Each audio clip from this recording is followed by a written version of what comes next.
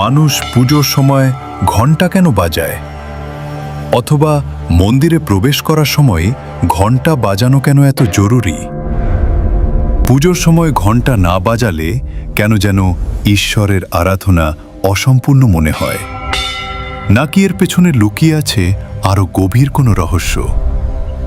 হিন্দু শাস্ত্র মতে ঘণ্টার ধ্বনি চারপাশের অশুভ শক্তিকে দূরে সরিয়ে পবিত্র শক্তিকে আহ্বান করে। এই ধ্বনিতেই দেবতার উপস্থিতি জাগ্রত হয়, এমনটাই বিশ্বাস। কিন্তু বিজ্ঞান বলছে অন্য কথা। ঘণ্টার ধ্বনি আমাদের মস্তিষ্কে এমন এক কম্পন সৃষ্টি করে যা মনকে শান্ত করে, চিন্তা কমায় আর মনোযোগকে এক জায়গায় স্থির করে।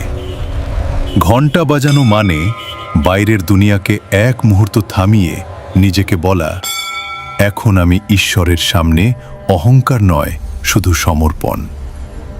এই ধ্বনি আসলে ঈশ্বরকে ডাক নয়, এটা নিজের ভেতরের চেতনাকে জাগানোর সংকেত। ঘণ্টা শুধু একটা শব্দ নয়, এটা মন, শরীর আর আত্মার দরজা খোলার চাবি। তাই পরের বার মন্দিরে গেলে ঘণ্টা বাজাতে ভুলবেন না।